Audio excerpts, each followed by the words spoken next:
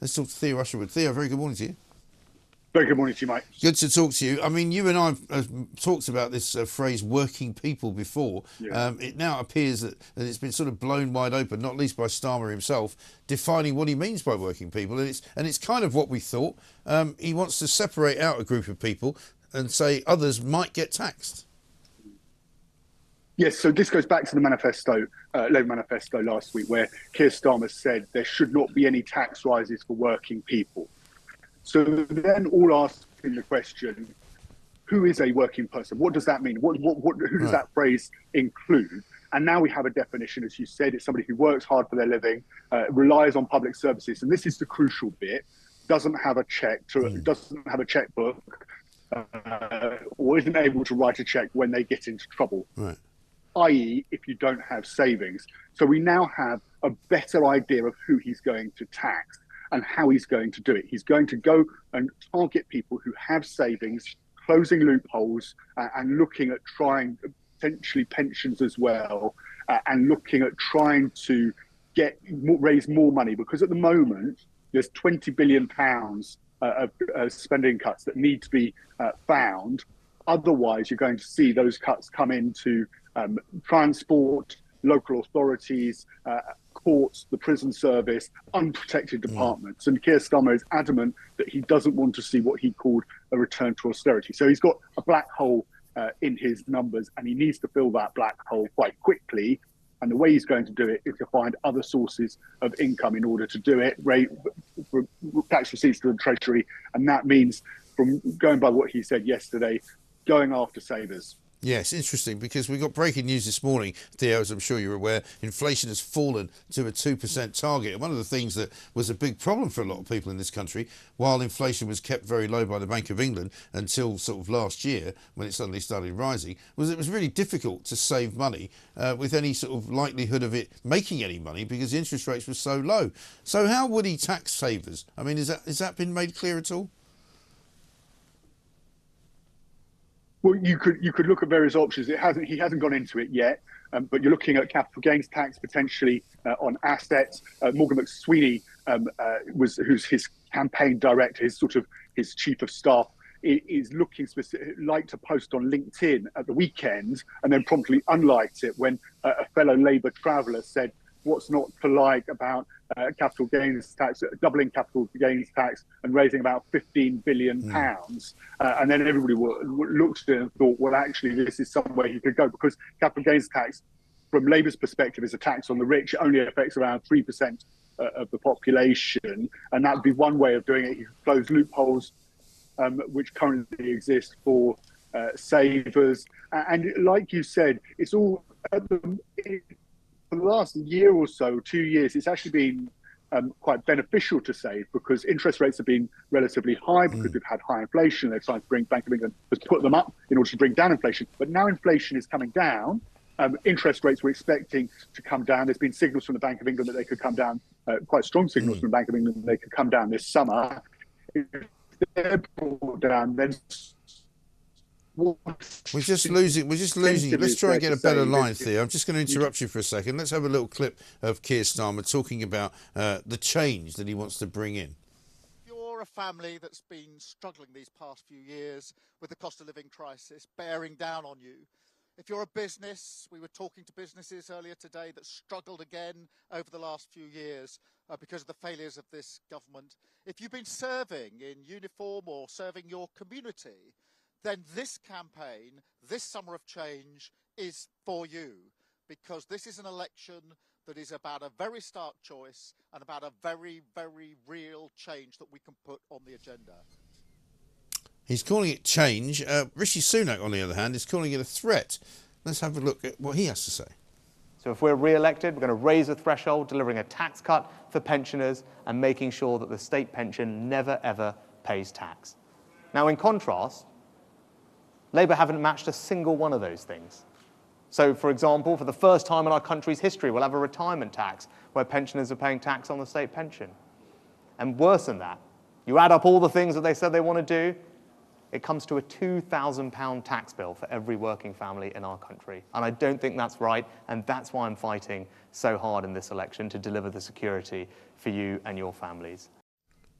So I think there you can see the contrast between Keir Starmer and Rishi Sunak. Rishi Sunak saying there is likely to be stealth taxes, there are likely to be problems if you're in retirement or you're heading for retirement. Keir Starmer just saying he wants a change. Theo, I just want you to take a look at something else just before we carry on, and that is Nigel Farage appearing in Clacton last night. I don't know if you saw this last night, as he marched through into a meeting that was being held for him. Check this out.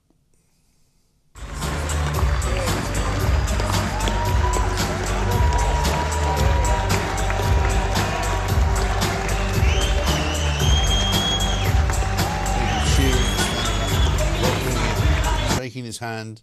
I mean, it's a very sort of Trump-like entrance into an event which was taking place in Clacton last night. Both Rishi Sunak and Keir Starmer sort of trying to convince people that they're going to be different from one another.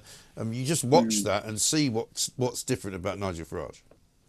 Yes, I mean, that's the Prince's Theatre in Clacton. That's 800 seat capacity theatre, filled to the absolute rafters for Nigel Farage for a speech that he gave to the people of Clacton. Of course, he's looking at potentially a landslide that's a Conservative held seat, and it's looking like Nigel Farage is going to go into Parliament, Mike. And this is interesting because there's also a poll out. The Sun have done a poll, and this is reflected by another poll conducted by Ipsos Mori, which found that the Reform could land as many as 10 MPs in the House of Commons. When I was speaking to Reform at the beginning of the campaign, and I mentioned, talking to numbers, somebody very senior there, numbers that they were looking for, they said they'd be absolutely over the moon if they got into double digits. That would be an incredible result for them. But what it does, and this is the really important bit, Mike, what it does is if Reform can build up a base of somewhere in the region of 7, 8, 9 MPs. What it does is it puts real pressure on right-wing Tories who are going to hold their seats. I'm thinking about people like Suella Braverman, Kemi Badenoch, to take Nigel Farage, either to defect to Nigel Farage's Reform Party or to bring the Reform MPs into the Conservative Party, because they suddenly become a force. If it's just Nigel Farage on his lonesome, and the polls are suggesting this isn't going to happen, but if it is Nigel Farage on his lonesome in the House of Commons, it'll be easy for the Conservatives to ignore him because he'd just be a one-man band. But suddenly, if he has a base of MPs, a base of Reform MPs in the House of Commons, it becomes a much larger, it becomes a much more difficult proposition if the Tories want to simply say, well, we don't want to do business with him. And I think that's the crucial bit here, is actually Reform, looking at the polls, looking at that video and his reaction in Clacton last night, Reform is going to be, after this general election in the House of Commons, in Parliament, is going to be a force to be reckoned with. And I wonder if even in this particular election, it's going to be bigger than people think, because there's a tweet that went out late last night from George Galloway, and I don't know whether you saw this. He says, Farage is running away with the election because of the sheer emptiness of the leaders and programmes of the Tory and Labour Uni Party. In one ward we canvassed tonight, the Reform Party had fully 50% of the vote. Now, I know that's one tweet, it's one constituency, we don't know which one it is, but, that kind of thing is being said and being found around the country. I think people are finding it really hard in terms of the cost of living. We've had sky high inflation. Life is not easy for people, and all they really want, and this is where I think Nigel Farage is capitalising, is to feel that politicians are being honest with them, they're being straight with them, and that they can actually improve their lives.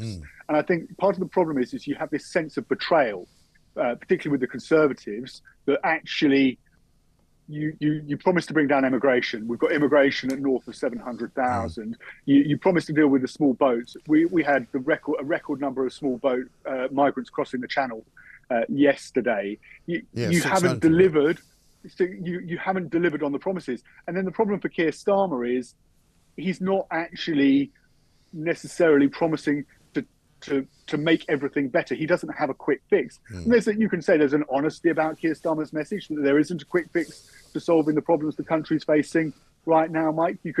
But people are finding it tough out there in the economy, and they're finding that politicians aren't delivering on their promises, and that creates a vacuum where the public turn to somebody who they think can fulfill their promises. And in this case, the person who's filling that vacuum quite considerably is Nigel Farage. Yeah, absolutely right. The SNP launching their manifesto today. They're going to be talking a lot about the NHS, saying they want to get more funding for the NHS for Scotland. The NHS, though, still very much up against it, very much a talking point down here. West Streeting saying that the NHS will buy beds to put people into care homes. I don't know where they're going to find the money for that. But also, we got the main story on the front of the Telegraph today. We're going to talk about it later with Carol Sikora. Britain's 20 years behind Europe on cancer care, which is an appalling headline.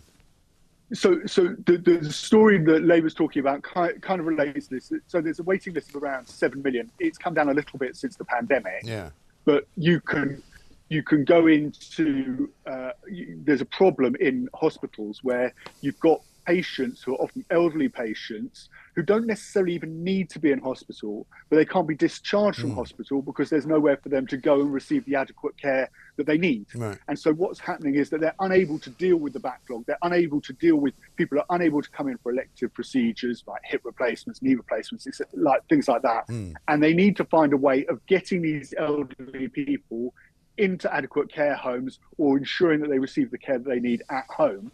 And in order to do this, what West Streeting is proposing, and this is something that's actually been filed up in Leeds, is actually saying, okay, we'll front the money for them to go into a private care home, these people to go into a private care home.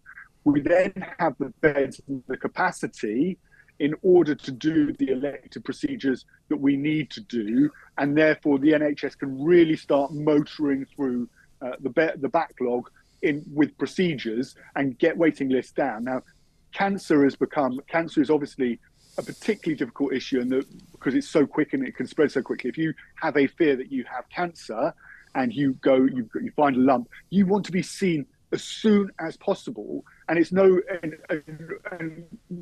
I'm thinking that you might receive a letter in, even 2 days, let alone 2 weeks, 3 weeks is too long if you're worried about cancer. And our record. In recent years, this country's record in recent years has not been good at dealing with ensuring that people who do need a cancer diagnosis as soon as possible receive that, because of course it really is a life and death. These are really life and death procedures and tests that need to take place, and if they take place too late, the cancer spreads, and there's a really bad outcome for the patient. Absolutely right. The other big story that we're dealing with this morning is John Caldwell defecting, if you like, as a donor to the Tory party. In 2019, he gave £500,000 to stop Jeremy Corbyn getting in. He's now saying he thinks that Labour is the clear choice, and he's encouraged by some of Keir Starmer's strategy and some of his policy. How big a blow is that to the Tories?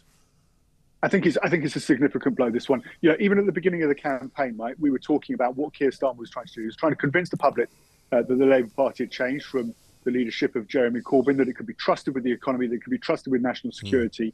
John Caldwell is, one of this country's most prominent businessmen. He built up Phones for You.